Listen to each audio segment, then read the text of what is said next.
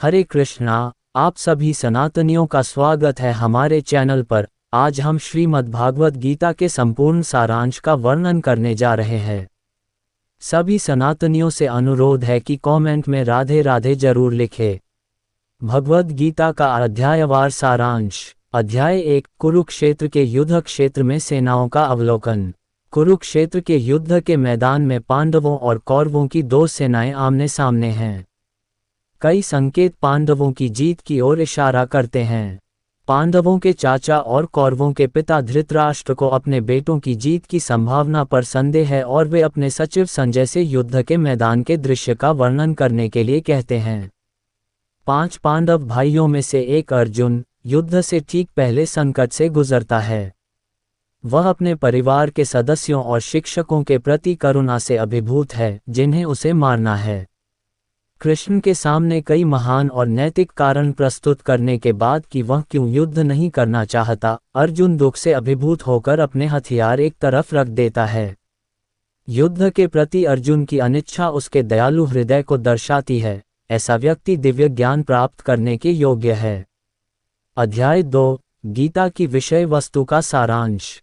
कृष्ण अर्जुन के तर्कों से सहानुभूति नहीं रखते, बल्कि वे अर्जुन को याद दिलाते हैं कि उसका कर्तव्य युद्ध करना है और उसे अपने हृदय की कमजोरी पर काबू पाने का आदेश देते हैं। अर्जुन अपने रिश्तेदारों को मारने के प्रति अपनी घृणा और कृष्ण की इच्छा कि उसे युद्ध करना चाहिए के बीच उलझा हुआ है। व्यथित और भ्रमित अर्जुन कृष्ण से मार्गदर्शन मांगता है और उनका शिष्य बन जाता है। कृष्ण अर्जुन के आध्यात्मिक गुरु की भूमिका निभाते हैं और उसे सिखाते हैं कि आत्मा शाश्वत है और उसे मारा नहीं जा सकता। युद्ध में मरने से योद्धा को स्वर्ग की प्राप्ति होती है, इसलिए अर्जुन को इस बात पर प्रसन्न होना चाहिए कि जिन लोगों को वह मारने जा रहा है वे श्रेष्ठ जन्म प्राप्त करेंगे। एक व्यक्ति हमेशा एक व्यक्ति होता है, केवल उसका शरीर नष्ट होता है, इसलिए शोक करने की कोई बात नहीं है। अर्जुन का युद्ध न करने का निर्णय उसकी अपने रिश्तेदारों के साथ जीवन का आनंद लेने की इच्छा पर आधारित है, भले ही वह ज्ञान और कर्तव्य की कीमत पर ऐसा करे। ऐसी मानसिकता व्यक्ति को भौतिक दुनिया से बांधे रखती है। कृष्ण अर्जुन को बुद्धि योग में संलग्न होने, परिणामों के प्रति आसक्ति के बिना काम करने की सलाह देते हैं। इस तरह से युद्ध करके अर्जुन खुद को जन्म और मृत्यु के चक्र से मुक्त कर लेगा और भगवान के राज्य में प्रवेश करने के योग्य हो जाएगा। अध्याय 3। कर्म योग। अर्जुन अभी भी उलझन में है। वह सोचता है कि बुद्धि योग का अर्थ है कि व्यक्ति को सक्रिय जीवन से निवृत्त होकर तपस्या और कठोर तप करना चाहिए। लेकिन कृष्ण कहते हैं, नहीं, युद्ध करो, लेकिन त्याग की भावना से करो और सभी परिणाम परमात्मा को अर्पित करो। ये सबसे अच्छी शुद्धि है। आसक्ति के बिना काम करने से व्यक्ति परमात्मा को प्राप्त करता है। भगवान की प्रसन्नता के लिए यज्ञ करने से भौतिक समृद्धि और पाप कर्मों से मुक्ति मिलती है। आत्मज्ञानी व्यक्ति भी कभी अपने कर्तव्य का परित्याग नहीं करता, वह दूसरों को शिक्षा देने के लिए ही कार्य करता है। फिर अर्जुन भगवान से पूछता है कि वह कौन सी चीज है जो मनुष्य को पाप करने के लिए प्रेरित करती है। कृष्ण उत्तर देते हैं कि यह वासना ही है जो मनुष्य को पाप करने के लिए प्रेरित करती है। ये वासना मनुष्य को भ्रमित करती है और उसे भौतिक संसार में उलझा देती है। वासना इंद्रियों, मन और बुद्धि में मौजूद होती है, लेकिन इसे आत्मनियंत्रण से रोका जा सकता है।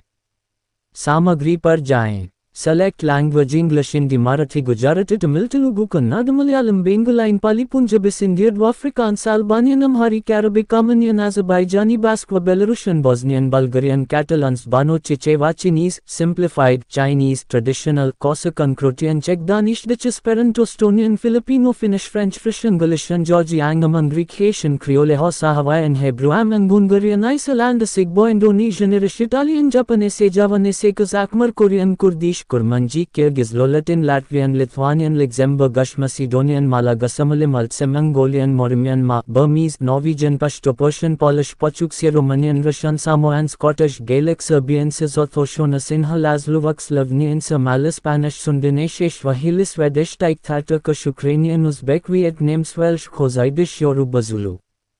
भगवद गीता का अध्यायवार। सारांश। अध्याय 1, कुरुक्षेत्र के युद्ध क्षेत्र में सेनाओं का अवलोकन। कुरुक्षेत्र के युद्ध के मैदान में पांडवों और कौरवों की दो सेनाएं आमने सामने हैं। कई संकेत पांडवों की जीत की ओर इशारा करते हैं। पांडवों के चाचा और कौरवों के पिता धृतराष्ट्र को अपने बेटों की जीत की संभावना पर संदेह है और वे अपने सचिव संजय से युद्ध के मैदान के दृश्य का वर्णन करने के लिए कहते हैं। 5 पांडव भाइयों में से एक अर्जुन युद्ध से ठीक पहले संकट से गुजरता है। वह अपने परिवार के सदस्यों और शिक्षकों के प्रति करुणा से अभिभूत है, जिन्हें उसे मारना है। कृष्ण के सामने कई महान और नैतिक कारण प्रस्तुत करने के बाद कि वह क्यों युद्ध नहीं करना चाहता, अर्जुन दुख से अभिभूत होकर अपने हथियार एक तरफ रख देता है। युद्ध के प्रति अर्जुन की अनिच्छा उसके दयालु हृदय को दर्शाती है। ऐसा व्यक्ति दिव्य ज्ञान प्राप्त करने के योग्य है। अध्याय 2, गीता की विषय वस्तु का सारांश। कृष्ण अर्जुन के तर्कों से सहानुभूति नहीं रखते, बल्कि वे अर्जुन को याद दिलाते हैं कि उसका कर्तव्य युद्ध करना है और उसे अपने हृदय की कमजोरी पर काबू पाने का आदेश देते हैं। अर्जुन अपने रिश्तेदारों को मारने के प्रति अपनी घृणा और कृष्ण की इच्छा कि उसे युद्ध करना चाहिए के बीच उलझा हुआ है। व्यथित और भ्रमित अर्जुन कृष्ण से मार्गदर्शन मांगता है और उनका शिष्य बन जाता है। कृष्ण अर्जुन के आध्यात्मिक गुरु की भूमिका निभाते हैं और उसे सिखाते हैं कि आत्मा शाश्वत है और उसे मारा नहीं जा सकता। युद्ध में मरने से योद्धा को स्वर्ग की प्राप्ति होती है, इसलिए अर्जुन को इस बात पर प्रसन्न होना चाहिए कि जिन लोगों को वह मारने जा रहा है वे श्रेष्ठ जन्म प्राप्त करेंगे। एक व्यक्ति हमेशा एक व्यक्ति होता है, केवल उसका शरीर नष्ट होता है, इसलिए शोक करने की कोई बात नहीं है। अर्जुन का युद्ध न करने का निर्णय उसकी अपने रिश्तेदारों के साथ जीवन का आनंद लेने की इच्छा पर आधारित है, भले ही वह ज्ञान और कर्तव्य की कीमत पर ऐसा करे। ऐसी मानसिकता व्यक्ति को भौतिक दुनिया से बांधे रखती है। कृष्ण अर्जुन को बुद्धि योग में संलग्न होने, परिणामों के प्रति आसक्ति के बिना काम करने की सलाह देते हैं। इस तरह से युद्ध करके अर्जुन खुद को जन्म और मृत्यु के चक्र से मुक्त कर लेगा और भगवान के राज्य में प्रवेश करने के योग्य हो जाएगा। अध्याय 3, कर्म योग। अर्जुन अभी भी उलझन में है। वह सोचता है कि बुद्धि योग का अर्थ है कि व्यक्ति को सक्रिय जीवन से निवृत्त होकर तपस्या और कठोर तप करना चाहिए। लेकिन कृष्ण कहते हैं, नहीं, युद्ध करो, लेकिन त्याग की भावना से करो और सभी परिणाम परमात्मा को अर्पित करो। ये सबसे अच्छी शुद्धि है। आसक्ति के बिना काम करने से व्यक्ति परमात्मा को प्राप्त करता है। भगवान की प्रसन्नता के लिए यज्ञ करने से भौतिक समृद्धि और पाप कर्मों से मुक्ति मिलती है। आत्मज्ञानी व्यक्ति भी कभी अपने कर्तव्य का परित्याग नहीं करता, वह दूसरों को शिक्षा देने के लिए ही कार्य करता है। फिर अर्जुन भगवान से पूछता है कि वह कौन सी चीज है जो मनुष्य को पाप करने के लिए प्रेरित करती है। कृष्ण उत्तर देते हैं कि यह वासना ही है जो मनुष्य को पाप करने के लिए प्रेरित करती है। ये वासना मनुष्य को भ्रमित करती है और उसे भौतिक संसार में उलझा देती है। वासना इंद्रियों, मन और बुद्धि में मौजूद होती है, लेकिन इसे आत्मनियंत्रण से रोका जा सकता है। अध्याय 4, पारलौकिक ज्ञान। भगवद गीता का विज्ञान सबसे पहले कृष्ण ने सूर्यदेव विवस्वान को सुनाया था। विवस्वान ने अपने वंशजों को यह विज्ञान सिखाया, जिन्होंने इसे मानवता को सिखाया। ज्ञान संचारित करने की इस प्रणाली को शिष्य परंपरा कहा जाता है। जब भी और जहां भी धर्म का ह्रास होता है और अधर्म का उदय होता है, कृष्ण अपने मूल दिव्य रूप में प्रकट होते हैं, जो भौतिक प्रकृति से अछूते रहते हैं। जो व्यक्ति भगवान की दिव्य प्रकृति को समझ लेता है, वह मृत्यु के समय भगवान के शाश्वत धाम को प्राप्त करता है। प्रत्येक व्यक्ति प्रत्यक्ष या अप्रत्यक्ष रूप से कृष्ण के समक्ष समर्पण करता है और कृष्ण भी व्यक्ति के समर्पण के अनुसार ही प्रत्युत्तर देते हैं। कृष्ण ने वर्णाश्रम नामक व्यवस्था बनाई, जिसमें सामाजिक और आध्यात्मिक जीवन के विभाजन थे, ताकि लोगों को उनकी मनोभौतिक प्रकृति के अनुसार जोड़ा जा सके।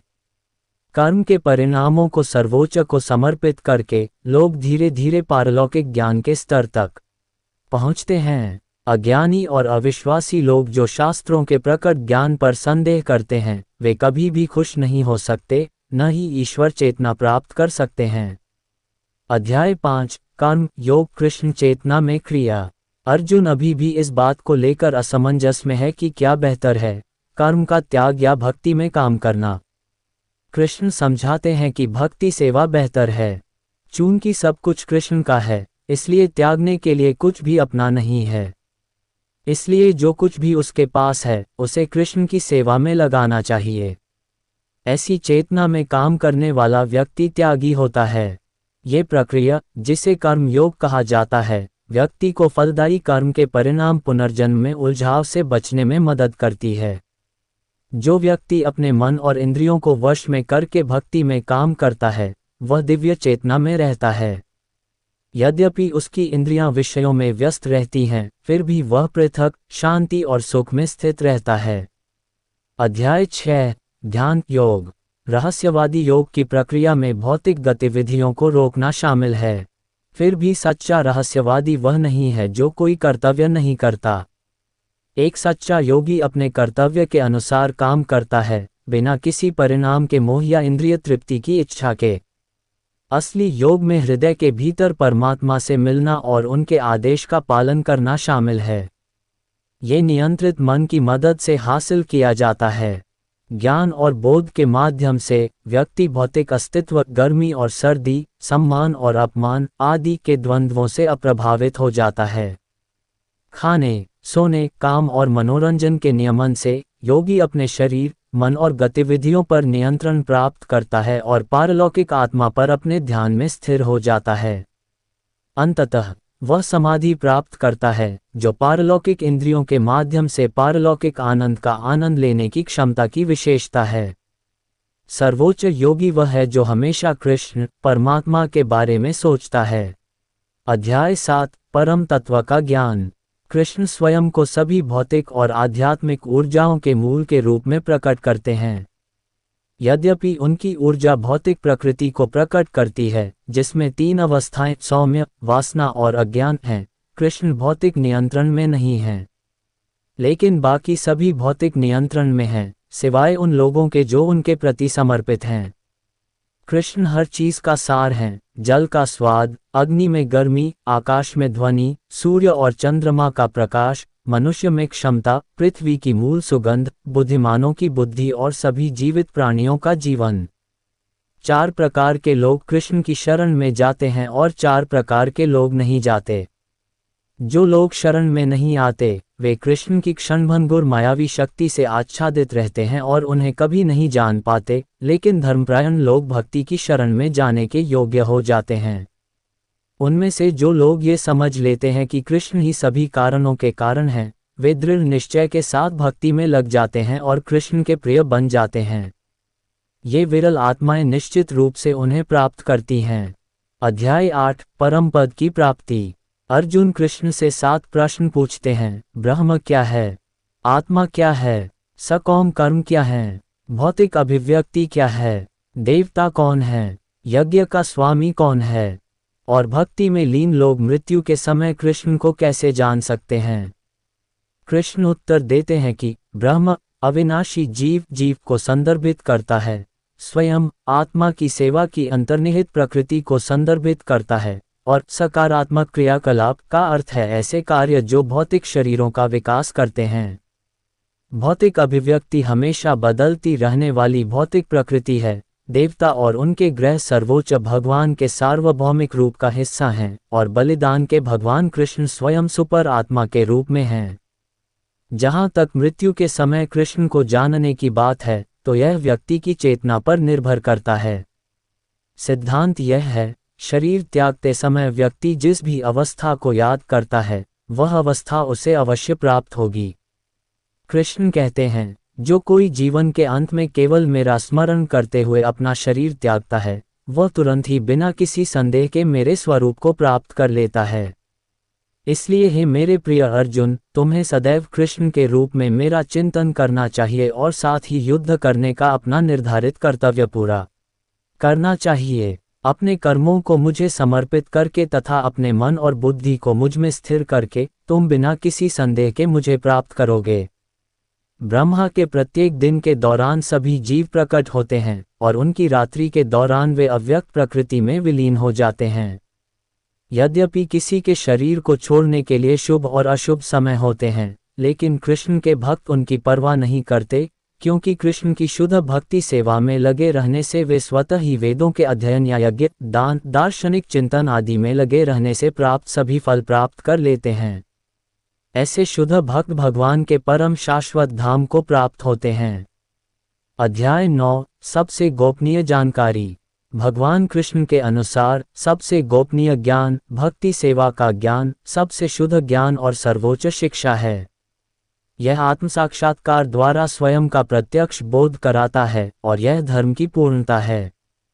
यह शाश्वत है और आनंद पूर्वक किया जाता है। कृष्ण का अव्यक्त रूप हर जगह व्याप्त है, लेकिन कृष्ण स्वयं पदार्थ से अलग रहते हैं। भौतिक प्रकृति उनके निर्देशन में काम करते हुए सभी चल और अचल प्राणियों का निर्माण करती है। सामग्री पर जाएं।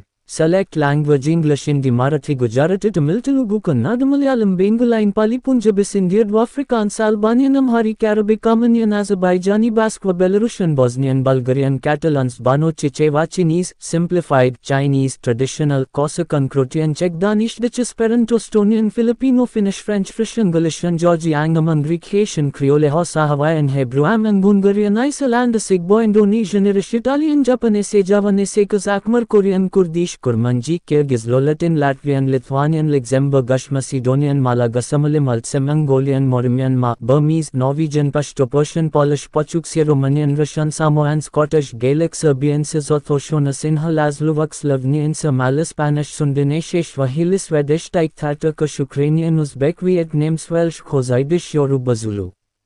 भगवद गीता का अध्यायवार सारांश। अध्याय 1 कुरुक्षेत्र के युद्ध क्षेत्र में सेनाओं का अवलोकन। कुरुक्षेत्र के युद्ध के मैदान में पांडवों और कौरवों की दो सेनाएं आमने सामने हैं। कई संकेत पांडवों की जीत की ओर इशारा करते हैं। पांडवों के चाचा और कौरवों के पिता धृतराष्ट्र को अपने बेटों की जीत की संभावना पर संदेह है और वे अपने सचिव संजय से युद्ध के मैदान के दृश्य का वर्णन करने के लिए कहते हैं। 5 पांडव भाइयों में से एक अर्जुन युद्ध से ठीक पहले संकट से गुजरता है। वह अपने परिवार के सदस्यों और शिक्षकों के प्रति करुणा से अभिभूत है, जिन्हें उसे मारना है। कृष्ण के सामने कई महान और नैतिक कारण प्रस्तुत करने के बाद कि वह क्यों युद्ध नहीं करना चाहता, अर्जुन दुख से अभिभूत होकर अपने हथियार एक तरफ रख देता है। युद्ध के प्रति अर्जुन की अनिच्छा उसके दयालु हृदय को दर्शाती है। ऐसा व्यक्ति दिव्य ज्ञान प्राप्त करने के योग्य है। अध्याय 2 गीता की विषय वस्तु का सारांश। कृष्ण अर्जुन के तर्कों से सहानुभूति नहीं रखते, बल्कि वे अर्जुन को याद दिलाते हैं कि उसका कर्तव्य युद्ध करना है और उसे अपने हृदय की कमजोरी पर काबू पाने का आदेश देते हैं। अर्जुन अपने रिश्तेदारों को मारने के प्रति अपनी घृणा और कृष्ण की इच्छा कि उसे युद्ध करना चाहिए के बीच उलझा हुआ है। व्यथित और भ्रमित अर्जुन कृष्ण से मार्गदर्शन मांगता है और उनका शिष्य बन जाता है। कृष्ण अर्जुन के आध्यात्मिक गुरु की भूमिका निभाते हैं और उसे सिखाते हैं कि आत्मा शाश्वत है और उसे मारा नहीं जा सकता। युद्ध में मरने से योद्धा को स्वर्ग की प्राप्ति होती है, इसलिए अर्जुन को इस बात पर प्रसन्न होना चाहिए कि जिन लोगों को वह मारने जा रहा है वे श्रेष्ठ जन्म प्राप्त करेंगे। एक व्यक्ति हमेशा एक व्यक्ति होता है, केवल उसका शरीर नष्ट होता है, इसलिए शोक करने की कोई बात नहीं है। अर्जुन का युद्ध न करने का निर्णय उसकी अपने रिश्तेदारों के साथ जीवन का आनंद लेने की इच्छा पर आधारित है, भले ही वह ज्ञान और कर्तव्य की कीमत पर ऐसा करे। ऐसी मानसिकता व्यक्ति को भौतिक दुनिया से बांधे रखती है। कृष्ण अर्जुन को बुद्धि योग में संलग्न होने, परिणामों के प्रति आसक्ति के बिना काम करने की सलाह देते हैं। इस तरह से युद्ध करके अर्जुन खुद को जन्म और मृत्यु के चक्र से मुक्त कर लेगा और भगवान के राज्य में प्रवेश करने के योग्य हो जाएगा। अध्याय 3 कर्म योग। अर्जुन अभी भी उलझन में है। वह सोचता है कि बुद्धि योग का अर्थ है कि व्यक्ति को सक्रिय जीवन से निवृत्त होकर तपस्या और कठोर तप करना चाहिए। लेकिन कृष्ण कहते हैं, नहीं, युद्ध करो, लेकिन त्याग की भावना से करो और सभी परिणाम परमात्मा को अर्पित करो। ये सबसे अच्छी शुद्धि है। आसक्ति के बिना काम करने से व्यक्ति परमात्मा को प्राप्त करता है। भगवान की प्रसन्नता के लिए यज्ञ करने से भौतिक समृद्धि और पाप कर्मों से मुक्ति मिलती है। आत्मज्ञानी व्यक्ति भी कभी अपने कर्तव्य का परित्याग नहीं करता, वह दूसरों को शिक्षा देने के लिए ही कार्य करता है। फिर अर्जुन भगवान से पूछता है कि वह कौन सी चीज़ है जो मनुष्य को पाप करने के लिए प्रेरित करती है। कृष्ण उत्तर देते हैं कि यह वासना ही है जो मनुष्य को पाप करने के लिए प्रेरित करती है। ये वासना मनुष्य को भ्रमित करती है और उसे भौतिक संसार में उलझा देती है। वासना इंद्रियों, मन और बुद्धि में मौजूद होती है, लेकिन इसे आत्मनियंत्रण से रोका जा सकता है। अध्याय 4 पारलौकिक ज्ञान। भगवद गीता का विज्ञान सबसे पहले कृष्ण ने सूर्यदेव विवस्वान को सुनाया था। विवस्वान ने अपने वंशजों को यह विज्ञान सिखाया, जिन्होंने इसे मानवता को सिखाया। ज्ञान संचारित करने की इस प्रणाली को शिष्य परंपरा कहा जाता है।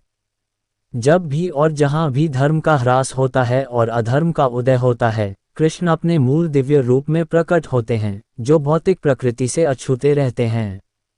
जो व्यक्ति भगवान की दिव्य प्रकृति को समझ लेता है, वह मृत्यु के समय भगवान के शाश्वत धाम को प्राप्त करता है। प्रत्येक व्यक्ति प्रत्यक्ष या अप्रत्यक्ष रूप से कृष्ण के समक्ष समर्पण करता है और कृष्ण भी व्यक्ति के समर्पण के अनुसार ही प्रत्युत्तर देते हैं। कृष्ण ने वर्णाश्रम नामक व्यवस्था बनाई, जिसमें सामाजिक और आध्यात्मिक जीवन के विभाजन थे, ताकि लोगों को उनकी मनोभौतिक प्रकृति के अनुसार जोड़ा जा सके। कर्म के परिणामों को सर्वोच्च को समर्पित करके लोग धीरे धीरे पारलौकिक ज्ञान के स्तर तक पहुँचते हैं। अज्ञानी और अविश्वासी लोग जो शास्त्रों के प्रकट ज्ञान पर संदेह करते हैं, वे कभी भी खुश नहीं हो सकते, न ही ईश्वर चेतना प्राप्त कर सकते हैं। अध्याय 5 कर्म योग कृष्ण चेतना में क्रिया। अर्जुन अभी भी इस बात को लेकर असमंजस में है कि क्या बेहतर है, कर्म का त्याग या भक्ति में काम करना।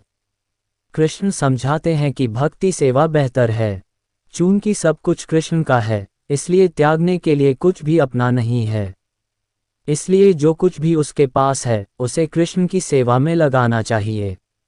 ऐसी चेतना में काम करने वाला व्यक्ति त्यागी होता है। ये प्रक्रिया, जिसे कर्म योग कहा जाता है, व्यक्ति को फलदायी कर्म के परिणाम पुनर्जन्म में उलझाव से बचने में मदद करती है। जो व्यक्ति अपने मन और इंद्रियों को वश में करके भक्ति में काम करता है, वह दिव्य चेतना में रहता है। यद्यपि उसकी इंद्रियां विषयों में व्यस्त रहती हैं, फिर भी वह पृथक, शांति और सुख में स्थित रहता है। अध्याय 6 ध्यान योग। रहस्यवादी योग की प्रक्रिया में भौतिक गतिविधियों को रोकना शामिल है।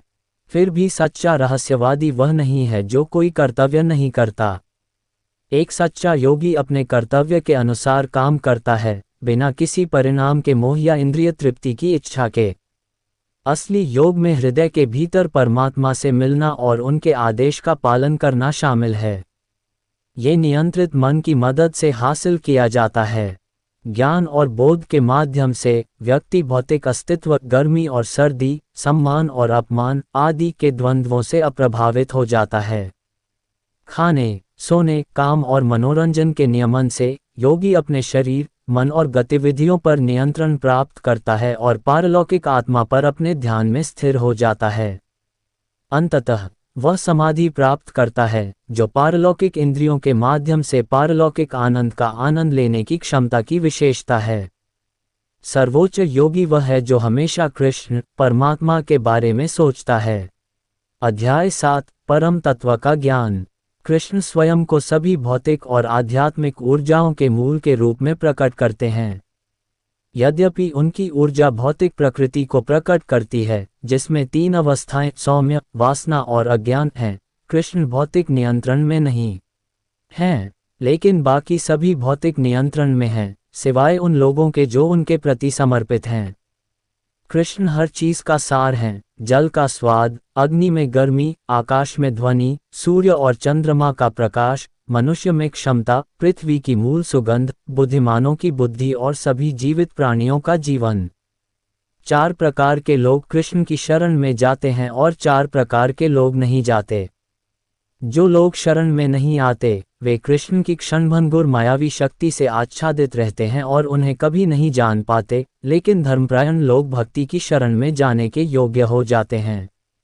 उनमें से जो लोग ये समझ लेते हैं कि कृष्ण ही सभी कारणों के कारण हैं, वे दृढ़ निश्चय के साथ भक्ति में लग जाते हैं और कृष्ण के प्रिय बन जाते हैं। ये विरल आत्माएं निश्चित रूप से उन्हें प्राप्त करती हैं। अध्याय 8 परम पद की प्राप्ति। अर्जुन कृष्ण से 7 प्रश्न पूछते हैं। ब्रह्म क्या है? आत्मा क्या है? सकौम कर्म क्या है? भौतिक अभिव्यक्ति क्या है? देवता कौन है? यज्ञ का स्वामी कौन है? और भक्ति में लीन लोग मृत्यु के समय कृष्ण को कैसे जान सकते हैं? कृष्ण उत्तर देते हैं कि ब्रह्म अविनाशी जीव को संदर्भित करता है, स्वयं आत्मा की सेवा की अंतर्निहित प्रकृति को संदर्भित करता है, और सकारात्मक क्रियाकलाप का अर्थ है ऐसे कार्य जो भौतिक शरीरों का विकास करते हैं। भौतिक अभिव्यक्ति हमेशा बदलती रहने वाली भौतिक प्रकृति है। देवता और उनके ग्रह सर्वोच्च भगवान के सार्वभौमिक रूप का हिस्सा हैं, और बलिदान के भगवान कृष्ण स्वयं सुपर आत्मा के रूप में हैं। जहाँ तक मृत्यु के समय कृष्ण को जानने की बात है, तो यह व्यक्ति की चेतना पर निर्भर करता है। सिद्धांत यह है, शरीर त्यागते समय व्यक्ति जिस भी अवस्था को याद करता है, वह अवस्था उसे अवश्य प्राप्त होगी। कृष्ण कहते हैं, जो कोई जीवन के अंत में केवल मेरा स्मरण करते हुए अपना शरीर त्यागता है, वह तुरंत ही बिना किसी संदेह के मेरे स्वरूप को प्राप्त कर लेता है। इसलिए हे मेरे प्रिय अर्जुन, तुम्हें सदैव कृष्ण के रूप में मेरा चिंतन करना चाहिए और साथ ही युद्ध करने का अपना निर्धारित कर्तव्य पूरा करना चाहिए। अपने कर्मों को मुझे समर्पित करके तथा अपने मन और बुद्धि को मुझ में स्थिर करके तुम बिना किसी संदेह के मुझे प्राप्त करोगे। ब्रह्मा के प्रत्येक दिन के दौरान सभी जीव प्रकट होते हैं, और उनकी रात्रि के दौरान वे अव्यक्त प्रकृति में विलीन हो जाते हैं। यद्यपि किसी के शरीर को छोड़ने के लिए शुभ और अशुभ समय होते हैं, लेकिन कृष्ण के भक्त उनकी परवाह नहीं करते, क्योंकि कृष्ण की शुद्ध भक्ति सेवा में लगे रहने से वे स्वतः ही वेदों के अध्ययन या यज्ञ, दान, दार्शनिक चिंतन आदि में लगे रहने से प्राप्त सभी फल प्राप्त कर लेते हैं। ऐसे शुद्ध भक्त भगवान के परम शाश्वत धाम को प्राप्त होते हैं। अध्याय 9 सबसे गोपनीय जानकारी। भगवान कृष्ण के अनुसार सबसे गोपनीय ज्ञान भक्ति सेवा का ज्ञान, सबसे शुद्ध ज्ञान और सर्वोच्च शिक्षा है। यह आत्म साक्षात्कार द्वारा स्वयं का प्रत्यक्ष बोध कराता है, और यह धर्म की पूर्णता है। यह शाश्वत है और आनंद पूर्वक किया जाता है। कृष्ण का अव्यक्त रूप हर जगह व्याप्त है, लेकिन कृष्ण स्वयं पदार्थ से अलग रहते हैं। भौतिक प्रकृति उनके निर्देशन में काम करते हुए सभी चल और अचल प्राणियों का निर्माण करती है। विभिन्न उपासक भिन्न भिन्न लक्ष्य प्राप्त करते हैं। जो मनुष्य स्वर्गलोक को प्राप्त करना चाहते हैं, वे देवताओं की पूजा करते हैं और फिर उनके बीच जन्म लेकर ईश्वरीय सुख भोगते हैं, किंतु ऐसे मनुष्य अपने पुण्यों को समाप्त करके पृथ्वी पर लौट आते हैं। जो मनुष्य पितरों की पूजा करते हैं, वे पितरों के लोकों में जाते हैं, और जो भूतों की पूजा करते हैं, वे भूत बन जाते हैं। किंतु जो अनन्य भक्ति से कृष्ण की पूजा करता है, वह सदा के लिए उन्हीं के पास चला जाता है। कृष्ण का भक्त जो कुछ भी करता है, खाता है, अर्पित करता है या दान देता है, वह भगवान को अर्पण के रूप में करता है। कृष्ण अपने भक्त की कमी को पूरा करके और जो उसके पास है उसे संरक्षित करके उसका प्रतिदान करते हैं। कृष्ण की शरण में आकर निम्न जन्म वाले लोग भी सर्वोच्च गंतव्य को प्राप्त कर सकते हैं। अध्याय 10 परम की समृद्धि। भक्तजन कृष्ण को अजन्मा, अनादि, समस्त लोकों के परमेश्वर, उन कुल पितामहों के रचयिता जिनसे सभी जीव उत्पन्न हुए हैं, तथा सभी वस्तुओं के मूल के रूप में जानते हैं। बुद्धि, ज्ञान, सत्य, मानसिक और इंद्रिय नियंत्रण, निर्भयता, अहिंसा, तपस्या, जन्म, मृत्यु, भय, संकट, अपयश, सभी गुण अच्छे और बुरे कृष्ण द्वारा निर्मित हैं। भक्ति सेवा व्यक्ति को सभी अच्छे गुणों को विकसित करने में मदद करती है। जो भक्त प्रेमपूर्वक भक्ति सेवा में लगे रहते हैं, उन्हें कृष्ण के ऐश्वर्य, रहस्य, शक्ति और सर्वोच्चता पर पूरा भरोसा होता है। ऐसे भक्तों के विचार कृष्ण में ही बसते हैं। उनका जीवन उनकी सेवा के लिए समर्पित होता है, और वे एक दूसरे को ज्ञान देकर और उनके बारे में बातचीत करके बहुत आनंद और संतुष्टि प्राप्त करते हैं। शुद्ध भक्ति में लगे भक्तों को, चाहे उनमें शिक्षा या वैदिक सिद्धांतों का ज्ञान न भी हो, कृष्ण भीतर से सहायता प्रदान करते हैं, जो स्वयं अज्ञान से उत्पन्न अंधकार का नाश करते हैं। अर्जुन ने भगवान के सर्वोच्च व्यक्तित्व, परम निवास और परम सत्य, सबसे शुद्ध, पारलौकिक और मूल व्यक्ति, अजन्मा, सबसे महान, मूल और सभी के भगवान के रूप में कृष्ण की स्थिति को महसूस किया है। अब अर्जुन और अधिक जानना चाहता है। भगवान कृष्ण और अधिक बताते हैं और फिर निष्कर्ष निकालते हैं, सभी समृद्ध, सुंदर और शानदार रचनाएं मेरी महिमा की एक चिंगारी से निकलती हैं। अध्याय 11, सार्वभौमिक रूप। भोले भाले लोगों को धोखेबाजों से बचाने के लिए अर्जुन कृष्ण से उनके सार्वभौमिक रूप को प्रदर्शित करके उनकी दिव्यता साबित करने के लिए कहता है, एक ऐसा रूप जिसे दिखाने के लिए हर उस व्यक्ति को तैयार रहना चाहिए जो खुद को भगवान होने का दावा करता है। कृष्ण अर्जुन को दिव्य दृष्टि देते हैं जिससे वह शानदार, चमकदार, असीमित सार्वभौमिक रूप को देख सकता है, जो एक ही स्थान पर वह सब कुछ प्रकट करता है जो कभी था, अब है या होगा। अर्जुन हाथ जोड़कर प्रणाम करता है और भगवान की स्तुति करता है। फिर कृष्ण बताते हैं कि 5 पांडवों को छोड़कर युद्ध के मैदान में इकट्ठे सभी सैनिक मारे जाएंगे। इसलिए कृष्ण अर्जुन को अपना साधन बनाकर लड़ने के लिए प्रेरित करते हैं और उसे जीत और समृद्ध राज्य की गारंटी देते हैं। अर्जुन कृष्ण से अनुरोध करता है कि वे अपना भयावह रूप वापस लें और अपना असली रूप दिखाएं। तब भगवान अपना चतुर्भुज रूप दिखाते हैं और अंत में अपना असली 2 भुजा रूप दिखाते हैं। भगवान के सुंदर मानव रूप को देखकर अर्जुन शांत हो जाता है। जो व्यक्ति शुद्ध भक्ति में लीन है वह ऐसा रूप देख सकता है। अध्याय 12, भक्ति सेवा। अर्जुन पूछते हैं, कौन अधिक उत्तम है, भगवान के साकार रूप की पूजा और सेवा करने वाला भक्त या निराकार ब्रह्म का ध्यान करने वाला अध्यात्मवादी? कृष्ण उत्तर देते हैं, जो भक्त अपना मन मेरे साकार रूप पर स्थिर करता है वह परम सिद्ध है। चूंकि भक्ति सेवा मन और इंद्रियों का उपयोग करती है, इसलिए ये देहधारी आत्मा के लिए परम लक्ष्य तक पहुंचने का आसान, स्वाभाविक मार्ग है। अवैयक्तिक मार्ग अप्राकृतिक और कठिनाइयों से भरा है। कृष्ण इसकी अनुशंसा नहीं करते हैं।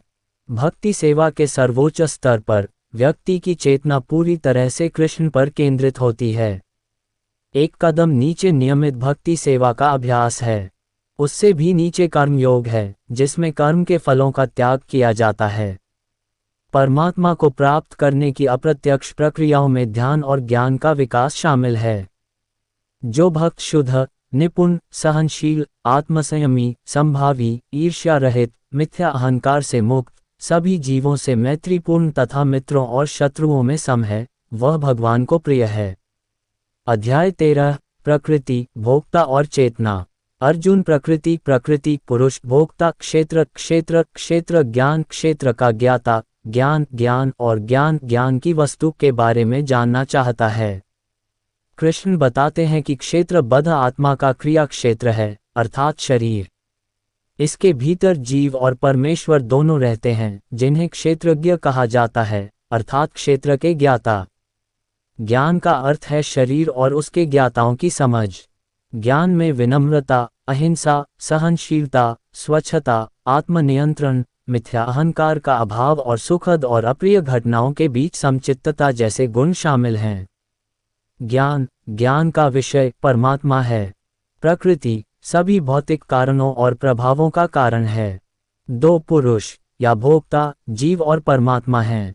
एक व्यक्ति जो ये देख सकता है कि व्यक्तिगत आत्मा और परमात्मा विभिन्न प्रकार के भौतिक शरीरों में अपरिवर्तित रहते हैं, जिनमें वे सफलतापूर्वक निवास करते हैं और उसे शाश्वतता की दृष्टि प्राप्त है।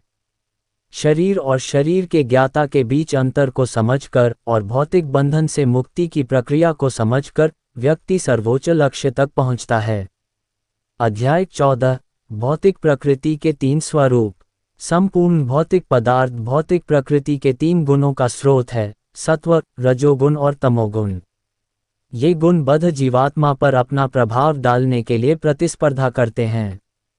गुणों को काम करते हुए देखकर हम समझ सकते हैं कि वे सक्रिय हैं, हम नहीं, और हम अलग हैं।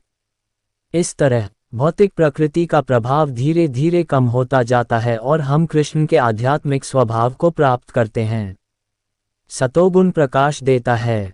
ये व्यक्ति को सभी पाप कर्मों से मुक्त करता है, लेकिन उसे सुख और ज्ञान की अनुभूति कराता है। जो व्यक्ति सतोगुण में मरता है वह उच्च लोकों को प्राप्त करता है। रजोगुण से प्रभावित व्यक्ति असीम भौतिक भोग, विशेषकर यौन सुख की असीमित इच्छाओं से ग्रस्त रहता है। उन इच्छाओं को पूरा करने के लिए उसे हमेशा कठोर परिश्रम करने के लिए मजबूर होना पड़ता है, जो उसे पाप कर्मों में बांधता है, जिसके परिणामस्वरूप दुख होता है। रजोगुण में ग्रस्त व्यक्ति कभी भी अपने द्वारा पहले से प्राप्त पद से संतुष्ट नहीं होता। मृत्यु के बाद वह फिर से पृथ्वी पर सकौम कर्मों में लगे लोगों के बीच जन्म लेता है। तमोगुण का अर्थ है भ्रम। यह पागलपन, आलस्य और मूर्खता को बढ़ावा देता है। यदि कोई तमोगुण में मरता है तो उसे पशु योनि या नारकीय लोकों में जन्म लेना पड़ता है। जो व्यक्ति तीनों गुणों से परे होता है वह अपने आचरण में स्थिर रहता है, अस्थायी भौतिक शरीर से अलग रहता है तथा मित्रों और शत्रुओं के प्रति समान भाव रखता है। ऐसे दिव्य गुणों को भक्ति सेवा में पूर्ण रूप से संलग्न होने से प्राप्त किया जा सकता है। अध्याय 15 परम पुरुष का योग। इस भौतिक संसार का वृक्ष वास्तविक वृक्ष आध्यात्मिक संसार का प्रतिबिंब मात्र है।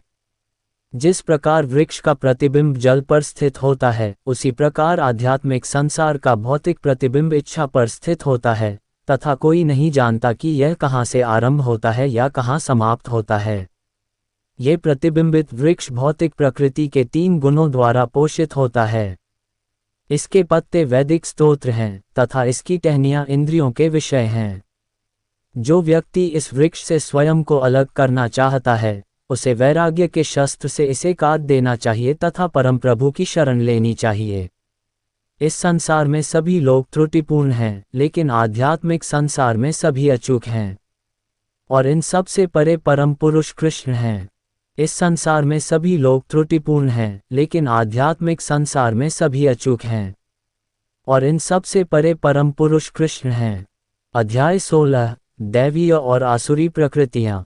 2 प्रकार के प्राणी, दैवीय और आसुरी, भिन्न भिन्न गुणों से संपन्न हैं। अर्जुन, जैसे ईश्वरीय पुरुषों में ईश्वरीय गुण होते हैं, दान, आत्मसंयम, सौम्यता, विनय, क्षमा, स्वच्छता, तपस्या, सरलता, अहिंसा, सत्य, शांति, निर्भयता, क्रोध से मुक्ति, आध्यात्मिक ज्ञान का विकास, दोष निवारण से घृणा, सभी जीवों के प्रति दया, लोभ से मुक्ति और दृढ़ निश्चय। अभिमान, क्रोध, ईर्ष्या, कठोरता, अहंकार, अज्ञानता, धृष्टता, अस्वच्छता और अनुचित व्यवहार जैसे आसुरी गुण लोगों को भ्रम के जाल में बांध देते हैं, जिसके कारण उन्हें बार बार आसुरी योनियों में जन्म लेना पड़ता है।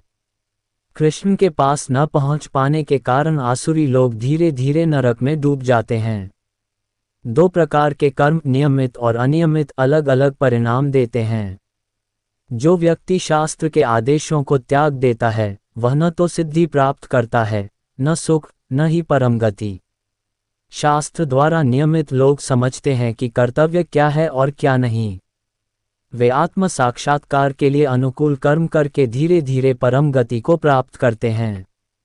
सामग्री पर जाएं। Select language English Hindi Marathi Gujarati Tamil Telugu Kannada Malayalam Bengali Pali Punjabi Sindhi Afrikaans Albanian Amharic Arabic Armenian Azerbaijani Basque Belarusian Bosnian Bulgarian Catalan Spano Chichewa Chinese Simplified Chinese Traditional Kosakan Croatian Czech Danish Dutch Esperanto Estonian Filipino Finnish French Russian Galician Georgian Hungary Haitian Creole Hausa Hawaiian Hebrew Amman Hungarian Icelandic Igbo Indonesian Irish Italian Japanese Javanese Kazakh Korean Kurdish Kurmanji Kyrgyz Latin Latvian Lithuanian Luxembourgish Macedonian Malagasy Maltese Mongolian Myanmar Burmese Norwegian Pashto Persian Polish Portuguese Romanian Russian Samoan Scottish Gaelic Serbian Sesotho Shona Sinhala Slovak Slovenian Somali Spanish Sundanese Swahili Swedish Tatar Turkish Ukrainian Uzbek Vietnamese Welsh Khozaidish Yoruba Zulu।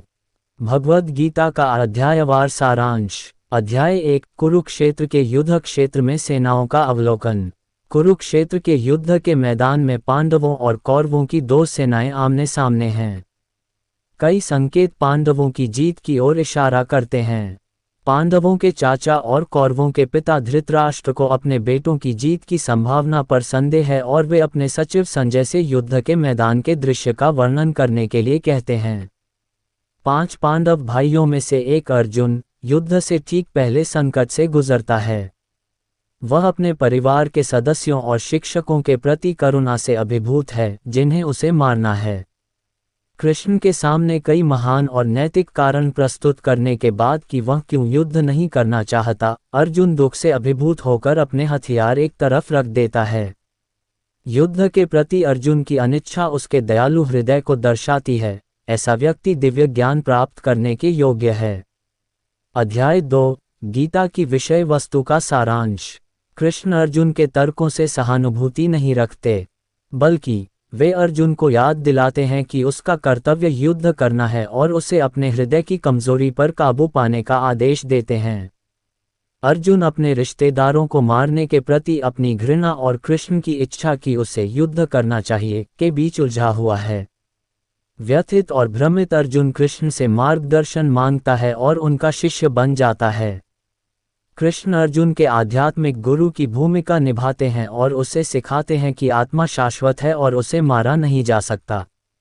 युद्ध में मरने से योद्धा को स्वर्ग की प्राप्ति होती है, इसलिए अर्जुन को इस बात पर प्रसन्न होना चाहिए कि जिन लोगों को वह मारने जा रहा है वे श्रेष्ठ जन्म प्राप्त करेंगे।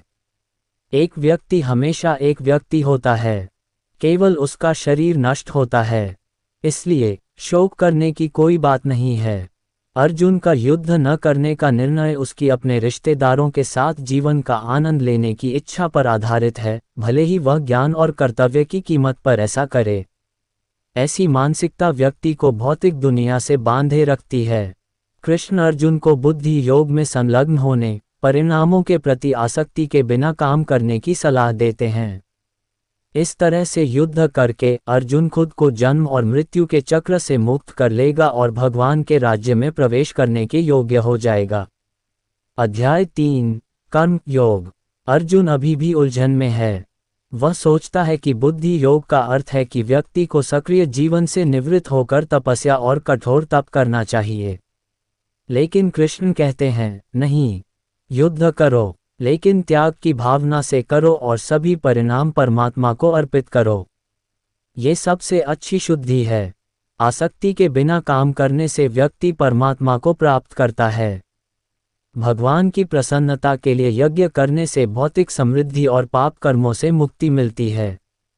आत्मज्ञानी व्यक्ति भी कभी अपने कर्तव्य का परित्याग नहीं करता, वह दूसरों को शिक्षा देने के लिए ही कार्य करता है। फिर अर्जुन भगवान से पूछता है कि वह कौन सी चीज है जो मनुष्य को पाप करने के लिए प्रेरित करती है। कृष्ण उत्तर देते हैं कि यह वासना ही है जो मनुष्य को पाप करने के लिए प्रेरित करती है। ये वासना मनुष्य को भ्रमित करती है और उसे भौतिक संसार में उलझा देती है। वासना इंद्रियों, मन और बुद्धि में मौजूद होती है, लेकिन इसे आत्मनियंत्रण से रोका जा सकता है। अध्याय 4 पारलौकिक ज्ञान। भगवद गीता का विज्ञान सबसे पहले कृष्ण ने सूर्यदेव विवस्वान को सुनाया था। विवस्वान ने अपने वंशजों को यह विज्ञान सिखाया, जिन्होंने इसे मानवता को सिखाया। ज्ञान संचारित करने की इस प्रणाली को शिष्य परंपरा कहा जाता है। जब भी और जहां भी धर्म का ह्रास होता है और अधर्म का उदय होता है, कृष्ण अपने मूल दिव्य रूप में प्रकट होते हैं, जो भौतिक प्रकृति से अछूते रहते हैं। जो व्यक्ति भगवान की दिव्य प्रकृति को समझ लेता है, वह मृत्यु के समय भगवान के शाश्वत धाम को प्राप्त करता है। प्रत्येक व्यक्ति प्रत्यक्ष या अप्रत्यक्ष रूप से कृष्ण के समक्ष समर्पण करता है और कृष्ण भी व्यक्ति के समर्पण के अनुसार ही प्रत्युत्तर देते हैं। कृष्ण ने वर्णाश्रम नामक व्यवस्था बनाई, जिसमें सामाजिक और आध्यात्मिक जीवन के विभाजन थे, ताकि लोगों को उनकी मनोभौतिक प्रकृति के अनुसार जोड़ा जा सके। कर्म के परिणामों को सर्वोच्च को समर्पित करके लोग धीरे धीरे पारलौकिक ज्ञान के स्तर तक पहुँचते हैं। अज्ञानी और अविश्वासी लोग जो शास्त्रों के प्रकट ज्ञान पर संदेह करते हैं, वे कभी भी खुश नहीं हो सकते, न ही ईश्वर चेतना प्राप्त कर सकते हैं। अध्याय 5 कर्म योग कृष्ण चेतना में क्रिया। अर्जुन अभी भी इस बात को लेकर असमंजस में है कि क्या बेहतर है, कर्म का त्याग या भक्ति में काम करना। कृष्ण समझाते हैं कि भक्ति सेवा बेहतर है। चूंकि सब कुछ कृष्ण का है, इसलिए त्यागने के लिए कुछ भी अपना नहीं है। इसलिए जो कुछ भी उसके पास है, उसे कृष्ण की सेवा में लगाना चाहिए। ऐसी चेतना में काम करने वाला व्यक्ति त्यागी होता है। ये प्रक्रिया, जिसे कर्म योग कहा जाता है, व्यक्ति को फलदायी कर्म के परिणाम पुनर्जन्म में उलझाव से बचने में मदद करती है। जो व्यक्ति अपने मन और इंद्रियों को वश में करके भक्ति में काम करता है, वह दिव्य चेतना में रहता है। यद्यपि उसकी इंद्रियां विषयों में व्यस्त रहती हैं, फिर भी वह पृथक, शांति और सुख में स्थित रहता है। अध्याय 6 ध्यान योग। रहस्यवादी योग की प्रक्रिया में भौतिक गतिविधियों को रोकना शामिल है। फिर भी सच्चा रहस्यवादी वह नहीं है जो कोई कर्तव्य नहीं करता। एक सच्चा योगी अपने कर्तव्य के अनुसार काम करता है, बिना किसी परिणाम के मोह या इंद्रिय तृप्ति की इच्छा के। असली योग में हृदय के भीतर परमात्मा से मिलना और उनके आदेश का पालन करना शामिल है। ये नियंत्रित मन की मदद से हासिल किया जाता है। ज्ञान और बोध के माध्यम से व्यक्ति भौतिक अस्तित्व, गर्मी और सर्दी, सम्मान और अपमान आदि के द्वंद्वों से अप्रभावित हो जाता है। खाने, सोने, काम और मनोरंजन के नियमन से योगी अपने शरीर, मन और गतिविधियों पर नियंत्रण प्राप्त करता है और पारलौकिक आत्मा पर अपने ध्यान में स्थिर हो जाता है। अंततः वह समाधि प्राप्त करता है, जो पारलौकिक इंद्रियों के माध्यम से पारलौकिक आनंद का आनंद लेने की क्षमता की विशेषता है। सर्वोच्च योगी वह है जो हमेशा कृष्ण, परमात्मा के बारे में सोचता है। अध्याय 7 परम तत्व का ज्ञान। कृष्ण स्वयं को सभी भौतिक और आध्यात्मिक ऊर्जाओं के मूल के रूप में प्रकट करते हैं। यद्यपि उनकी ऊर्जा भौतिक प्रकृति को प्रकट करती है, जिसमें 3 अवस्थाएं सौम्य, वासना और अज्ञान हैं, कृष्ण भौतिक नियंत्रण में नहीं हैं। लेकिन बाकी सभी भौतिक नियंत्रण में हैं, सिवाय उन लोगों के जो उनके प्रति समर्पित हैं। कृष्ण हर चीज का सार हैं, जल का स्वाद, अग्नि में गर्मी, आकाश में ध्वनि, सूर्य और चंद्रमा का प्रकाश, मनुष्य में क्षमता, पृथ्वी की मूल सुगंध, बुद्धिमानों की बुद्धि और सभी जीवित प्राणियों का जीवन। 4 प्रकार के लोग कृष्ण की शरण में जाते हैं और 4 प्रकार के लोग नहीं जाते। जो लोग शरण में नहीं आते, वे कृष्ण की क्षणभंगुर मायावी शक्ति से आच्छादित रहते हैं और उन्हें कभी नहीं जान पाते, लेकिन धर्मपरायण लोग भक्ति की शरण में जाने के योग्य हो जाते हैं। उनमें से जो लोग ये समझ लेते हैं कि कृष्ण ही सभी कारणों के कारण हैं, वे दृढ़ निश्चय के साथ भक्ति में लग जाते हैं और कृष्ण के प्रिय बन जाते हैं। ये विरल आत्माएं निश्चित रूप से उन्हें प्राप्त करती हैं। अध्याय 8 परम पद की प्राप्ति। अर्जुन कृष्ण से 7 प्रश्न पूछते हैं। ब्रह्म क्या है? आत्मा क्या है? सकौम कर्म क्या है? भौतिक अभिव्यक्ति क्या है? देवता कौन है? यज्ञ का स्वामी कौन है? और भक्ति में लीन लोग मृत्यु के समय कृष्ण को कैसे जान सकते हैं? कृष्ण उत्तर देते हैं कि ब्रह्म अविनाशी जीव को संदर्भित करता है, स्वयं आत्मा की सेवा की अंतर्निहित प्रकृति को संदर्भित करता है, और सकारात्मक क्रियाकलाप का अर्थ है ऐसे कार्य जो भौतिक शरीरों का विकास करते हैं। भौतिक अभिव्यक्ति हमेशा बदलती रहने वाली भौतिक प्रकृति है। देवता और उनके ग्रह सर्वोच्च भगवान के सार्वभौमिक रूप का हिस्सा हैं, और बलिदान के भगवान कृष्ण स्वयं सुपर आत्मा के रूप में हैं। जहाँ तक मृत्यु के समय कृष्ण को जानने की बात है, तो यह व्यक्ति की चेतना पर निर्भर करता है। सिद्धांत यह है, शरीर त्यागते समय व्यक्ति जिस भी अवस्था को याद करता है, वह अवस्था उसे अवश्य प्राप्त होगी।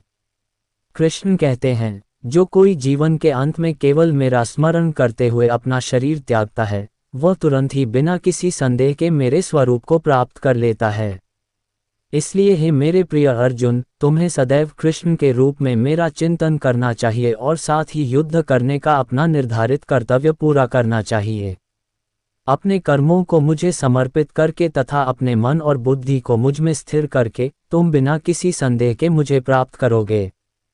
ब्रह्मा के प्रत्येक दिन के दौरान सभी जीव प्रकट होते हैं और उनकी रात्रि के दौरान वे अव्यक्त प्रकृति में विलीन हो जाते हैं। यद्यपि किसी के शरीर को छोड़ने के लिए शुभ और अशुभ समय होते हैं, लेकिन कृष्ण के भक्त उनकी परवाह नहीं करते, क्योंकि कृष्ण की शुद्ध भक्ति सेवा में लगे रहने से वे स्वतः ही वेदों के अध्ययन या यज्ञ, दान, दार्शनिक चिंतन आदि में लगे रहने से प्राप्त सभी फल प्राप्त कर लेते हैं। ऐसे शुद्ध भक्त भगवान के परम शाश्वत धाम को प्राप्त होते हैं। अध्याय 9 सबसे गोपनीय जानकारी। भगवान कृष्ण के अनुसार सबसे गोपनीय ज्ञान भक्ति सेवा का ज्ञान, सबसे शुद्ध ज्ञान और सर्वोच्च शिक्षा है। यह आत्म साक्षात्कार द्वारा स्वयं का प्रत्यक्ष बोध कराता है और यह धर्म की पूर्णता है। यह शाश्वत है और आनंद पूर्वक किया जाता है।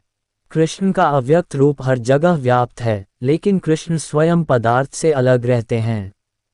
भौतिक प्रकृति उनके निर्देशन में काम करते हुए सभी चल और अचल प्राणियों का निर्माण करती है। कृष्ण का अव्यक्त रूप हर जगह व्याप्त है, लेकिन कृष्ण स्वयं पदार्थ से अलग रहते हैं। भौतिक प्रकृति उनके निर्देशन में काम करते हुए सभी चल और अचल प्राणियों का निर्माण करती है। विभिन्न उपासक भिन्न भिन्न लक्ष्य प्राप्त करते हैं। जो मनुष्य स्वर्गलोक को प्राप्त करना चाहते हैं, वे देवताओं की पूजा करते हैं और फिर उनके बीच जन्म लेकर ईश्वरीय सुख भोगते हैं, किंतु ऐसे मनुष्य अपने पुण्यों को समाप्त करके पृथ्वी पर लौट आते हैं। जो मनुष्य पितरों की पूजा करते हैं, वे पितरों के लोकों में जाते हैं और जो भूतों की पूजा करते हैं, वे भूत बन जाते हैं। किंतु जो अनन्य भक्ति से कृष्ण की पूजा करता है, वह सदा के लिए उन्हीं के पास चला जाता है। कृष्ण का भक्त जो कुछ भी करता है, खाता है, अर्पित करता है या दान देता है, वह भगवान को अर्पण के रूप में करता है। कृष्ण अपने भक्त की कमी को पूरा करके और जो उसके पास है उसे संरक्षित करके उसका प्रतिदान करते हैं। कृष्ण की शरण में आकर निम्न जन्म वाले लोग भी सर्वोच्च गंतव्य को प्राप्त कर सकते हैं। अध्याय 10 परम की समृद्धि। भक्तजन कृष्ण को अजन्मा, अनादि, समस्त लोकों के परमेश्वर, उन कुल पितामहों के रचयिता जिनसे सभी जीव उत्पन्न हुए हैं तथा सभी वस्तुओं के मूल के रूप में जानते हैं। बुद्धि, ज्ञान, सत्य, मानसिक और इंद्रिय नियंत्रण, निर्भयता, अहिंसा, तपस्या, जन्म, मृत्यु, भय, संकट, अपयश, सभी गुण अच्छे और बुरे कृष्ण द्वारा निर्मित हैं। भक्ति सेवा व्यक्ति को सभी अच्छे गुणों को विकसित करने में मदद करती है। जो भक्त प्रेमपूर्वक भक्ति सेवा में लगे रहते हैं, उन्हें कृष्ण के ऐश्वर्य, रहस्य, शक्ति और सर्वोच्चता पर पूरा भरोसा होता है। ऐसे भक्तों के विचार कृष्ण में ही बसते हैं। उनका जीवन उनकी सेवा के लिए समर्पित होता है और वे एक दूसरे को ज्ञान देकर और उनके बारे में बातचीत करके बहुत आनंद और संतुष्टि प्राप्त करते हैं। शुद्ध भक्ति में लगे भक्तों को, चाहे उनमें शिक्षा या वैदिक सिद्धांतों का ज्ञान न भी हो, कृष्ण भीतर से सहायता प्रदान करते हैं, जो स्वयं अज्ञान से उत्पन्न अंधकार का नाश करते हैं। अर्जुन ने भगवान के सर्वोच्च व्यक्तित्व, परम निवास और परम सत्य, सबसे शुद्ध, पारलौकिक और मूल व्यक्ति, अजन्मा, सबसे महान, मूल और सभी के भगवान के रूप में कृष्ण की स्थिति को महसूस किया है। अब अर्जुन और अधिक जानना चाहता है। भगवान कृष्ण और अधिक बताते हैं और फिर निष्कर्ष निकालते हैं, सभी समृद्ध, सुंदर और शानदार रचनाएं मेरी महिमा की एक चिंगारी से निकलती हैं। अध्याय 11 सार्वभौमिक रूप। भोले भाले लोगों को धोखेबाजों से बचाने के लिए अर्जुन कृष्ण से उनके सार्वभौमिक रूप को प्रदर्शित करके उनकी दिव्यता साबित करने के लिए कहता है, एक ऐसा रूप जिसे दिखाने के लिए हर उस व्यक्ति को तैयार रहना चाहिए जो खुद को भगवान होने का दावा करता है। कृष्ण अर्जुन को दिव्य दृष्टि देते हैं जिससे वह शानदार, चमकदार, असीमित सार्वभौमिक रूप को देख सकता है, जो एक ही स्थान पर वह सब कुछ प्रकट करता है जो कभी था, अब है या होगा। अर्जुन हाथ जोड़कर प्रणाम करता है और भगवान की स्तुति करता है। फिर कृष्ण बताते हैं कि 5 पांडवों को छोड़कर युद्ध के मैदान में इकट्ठे सभी सैनिक मारे जाएंगे। इसलिए कृष्ण अर्जुन को अपना साधन बनाकर लड़ने के लिए प्रेरित करते हैं और उसे जीत और समृद्ध राज्य की गारंटी देते हैं। अर्जुन कृष्ण से अनुरोध करता है कि वे अपना भयावह रूप वापस लें और अपना असली रूप दिखाएं। तब भगवान अपना चतुर्भुज रूप दिखाते हैं और अंत में अपना असली दोभुजा रूप दिखाते हैं। भगवान के सुंदर मानव रूप को देखकर अर्जुन शांत हो जाता है। जो व्यक्ति शुद्ध भक्ति में लीन है वह ऐसा रूप देख सकता है। अध्याय 12 भक्ति सेवा। अर्जुन पूछते हैं, कौन अधिक उत्तम है, भगवान के साकार रूप की पूजा और सेवा करने वाला भक्त या निराकार ब्रह्म का ध्यान करने वाला अध्यात्मवादी? कृष्ण उत्तर देते हैं, जो भक्त अपना मन मेरे साकार रूप पर स्थिर करता है वह परम सिद्ध है। चूंकि भक्ति सेवा मन और इंद्रियों का उपयोग करती है, इसलिए ये देहधारी आत्मा के लिए परम लक्ष्य तक पहुंचने का आसान स्वाभाविक मार्ग है। अवैयक्तिक मार्ग अप्राकृतिक और कठिनाइयों से भरा है। कृष्ण इसकी अनुशंसा नहीं करते हैं। भक्ति सेवा के सर्वोच्च स्तर पर व्यक्ति की चेतना पूरी तरह से कृष्ण पर केंद्रित होती है। एक कदम नीचे नियमित भक्ति सेवा का अभ्यास है। उससे भी नीचे कर्मयोग है, जिसमें कर्म के फलों का त्याग किया जाता है। परमात्मा को प्राप्त करने की अप्रत्यक्ष प्रक्रियाओं में ध्यान और ज्ञान का विकास शामिल है। जो भक्त शुद्ध, निपुण, सहनशील, आत्मसंयमी, संभावी, ईर्ष्या रहित, मिथ्या अहंकार से मुक्त, सभी जीवों से मैत्रीपूर्ण तथा मित्रों और शत्रुओं में सम है, वह भगवान को प्रिय है। अध्याय 13 प्रकृति, भोक्ता और चेतना। अर्जुन प्रकृति, प्रकृति, पुरुष, भोक्ता, क्षेत्र, क्षेत्र, क्षेत्र ज्ञान, क्षेत्र का ज्ञाता, ज्ञान, ज्ञान और ज्ञान, ज्ञान की वस्तु के बारे में जानना चाहता है। कृष्ण बताते हैं कि क्षेत्र बद्ध आत्मा का क्रिया क्षेत्र है, अर्थात शरीर। इसके भीतर जीव और परमेश्वर दोनों रहते हैं, जिन्हें क्षेत्रज्ञ कहा जाता है, अर्थात क्षेत्र के ज्ञाता। ज्ञान का अर्थ है शरीर और उसके ज्ञाताओं की समझ। ज्ञान में विनम्रता, अहिंसा, सहनशीलता, स्वच्छता, आत्मनियंत्रण, मिथ्या अहंकार का अभाव और सुखद और अप्रिय घटनाओं के बीच समचित्तता जैसे गुण शामिल हैं। ज्ञान का विषय परमात्मा है। प्रकृति सभी भौतिक कारणों और प्रभावों का कारण है। दो पुरुष या भोक्ता, जीव और परमात्मा हैं। एक व्यक्ति जो ये देख सकता है कि व्यक्तिगत आत्मा और परमात्मा विभिन्न प्रकार के भौतिक शरीरों में अपरिवर्तित रहते हैं, जिनमें वे सफलतापूर्वक निवास करते हैं और उसे शाश्वतता की दृष्टि प्राप्त है। शरीर और शरीर के ज्ञाता के बीच अंतर को समझकर और भौतिक बंधन से मुक्ति की प्रक्रिया को समझकर व्यक्ति सर्वोच्च लक्ष्य तक पहुंचता है। अध्याय 14 भौतिक प्रकृति के 3 स्वरूप। संपूर्ण भौतिक पदार्थ भौतिक प्रकृति के 3 गुणों का स्रोत है, सत्व, रजोगुण और तमोगुण। ये गुण बद्ध जीवात्मा पर अपना प्रभाव डालने के लिए प्रतिस्पर्धा करते हैं। गुणों को काम करते हुए देखकर हम समझ सकते हैं कि वे सक्रिय हैं, हम नहीं, और हम अलग हैं। इस तरह भौतिक प्रकृति का प्रभाव धीरे धीरे कम होता जाता है और हम कृष्ण के आध्यात्मिक स्वभाव को प्राप्त करते हैं। सतोगुण प्रकाश देता है। ये व्यक्ति को सभी पाप कर्मों से मुक्त करता है, लेकिन उसे सुख और ज्ञान की अनुभूति कराता है। जो व्यक्ति सतोगुण में मरता है वह उच्च लोकों को प्राप्त करता है। रजोगुण से प्रभावित व्यक्ति असीम भौतिक भोग, विशेषकर यौन सुख की असीमित इच्छाओं से ग्रस्त रहता है। उन इच्छाओं को पूरा करने के लिए उसे हमेशा कठोर परिश्रम करने के लिए मजबूर होना पड़ता है, जो उसे पाप कर्मों में बांधता है, जिसके परिणामस्वरूप दुख होता है। रजोगुण में ग्रस्त व्यक्ति कभी भी अपने द्वारा पहले से प्राप्त पद से संतुष्ट नहीं होता। मृत्यु के बाद वह फिर से पृथ्वी पर सकौम कर्मों में लगे लोगों के बीच जन्म लेता है। तमोगुण का अर्थ है भ्रम। यह पागलपन, आलस्य और मूर्खता को बढ़ावा देता है। यदि कोई तमोगुण में मरता है तो उसे पशु योनि या नारकीय लोकों में जन्म लेना पड़ता है। जो व्यक्ति तीनों गुणों से परे होता है वह अपने आचरण में स्थिर रहता है, अस्थायी भौतिक शरीर से अलग रहता है तथा मित्रों और शत्रुओं के प्रति समान भाव रखता है।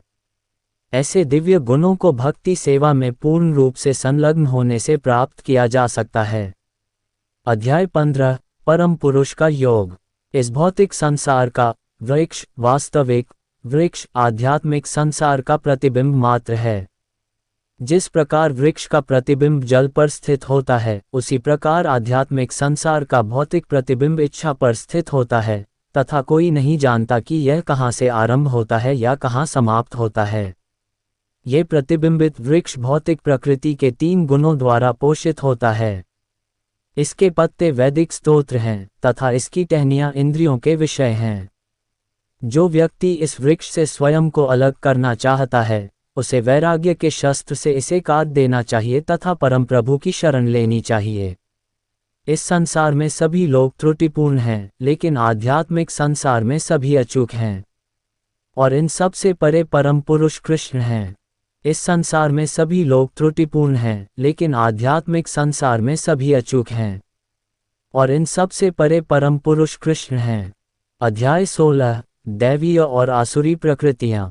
2 प्रकार के प्राणी, दैवीय और आसुरी, भिन्न भिन्न गुणों से संपन्न हैं।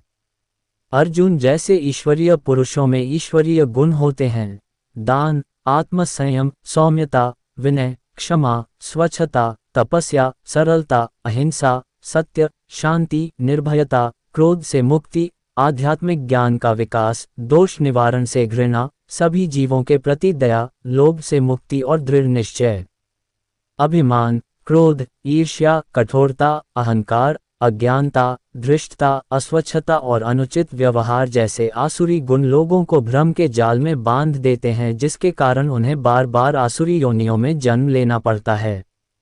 कृष्ण के पास न पहुंच पाने के कारण आसुरी लोग धीरे धीरे नरक में डूब जाते हैं। 2 प्रकार के कर्म, नियमित और अनियमित, अलग अलग परिणाम देते हैं। जो व्यक्ति शास्त्र के आदेशों को त्याग देता है, वह न तो सिद्धि प्राप्त करता है, न सुख, न ही परम गति। शास्त्र द्वारा नियमित लोग समझते हैं कि कर्तव्य क्या है और क्या नहीं। वे आत्म साक्षात्कार के लिए अनुकूल कर्म करके धीरे धीरे परम गति को प्राप्त करते हैं। अध्याय 17 आस्था का विभाजन। अर्जुन पूछते हैं, जो लोग शास्त्रों के सिद्धांतों का पालन नहीं करते बल्कि अपनी कल्पना के अनुसार पूजा करते हैं, उनका स्वभाव कैसा होता है? उत्तर में कृष्ण विभिन्न प्रकार के विश्वास, भोजन, दान, तपस्या, बलिदान और तपस्या का विश्लेषण करते हैं, जो भौतिक प्रकृति के विभिन्न गुणों को चिन्हित करते हैं। 3 शब्द ओम तत् सत परम सत्य के प्रतीकात्मक प्रतिनिधित्व हैं। ओम परम सत्य को इंगित करता है, तत् का उपयोग भौतिक उलझनों से मुक्ति पाने के लिए किया जाता है, और सत्य ये दर्शाता है कि परम सत्य ही भक्ति सेवा का उद्देश्य है। परम सत्य में विश्वास के बिना किया गया कोई भी बलिदान, दान या तपस्या असत, अनित्य कहलाती है। अध्याय 18 निष्कर्ष त्याग की पूर्णता। अर्जुन कृष्ण से त्याग और संन्यास, जीवन का त्याग पूर्ण क्रम के उद्देश्य के बारे में पूछते हैं। कृष्ण इन्हें और कर्म के 5 कारणों, कर्म को प्रेरित करने वाले 3 कारकों और कर्म के 3 घटकों के बारे में बताते हैं। वे भौतिक प्रकृति के 3 गुणों में से प्रत्येक के अनुसार कर्म, समझ, दृढ़ संकल्प, खुशी और काम का भी वर्णन करते हैं। मनुष्य को अपना काम स्वयं करने से सिद्धि प्राप्त होती है, दूसरे का नहीं, क्योंकि निर्धारित कर्तव्य कभी भी पाप कर्मों से प्रभावित नहीं होते। इसलिए मनुष्य को बिना आसक्ति या फल की आशा के कर्तव्य समझकर काम करना चाहिए। मनुष्य को कभी भी अपने कर्तव्य का परित्याग नहीं करना चाहिए। आत्म साक्षात्कार का सर्वोच्च स्तर कृष्ण की शुद्ध भक्ति सेवा है। तदनुसार कृष्ण अर्जुन को सलाह देते हैं कि वह हमेशा उन पर निर्भर रहे, उनकी सुरक्षा में काम करे और उनके प्रति सचेत रहे। यदि अर्जुन कृष्ण के लिए लड़ने से इनकार करता है तो भी उससे युद्ध में घसीटा जाएगा, क्योंकि क्षत्रिय के रूप में युद्ध करना उसका स्वभाव है। फिर भी वह ये तय करने के लिए स्वतंत्र है कि वह क्या करना चाहता है। कृष्ण की कृपा से अर्जुन का भ्रम और संदेह मिट जाता है और वह कृष्ण के निर्देशानुसार युद्ध करने का निर्णय लेता है।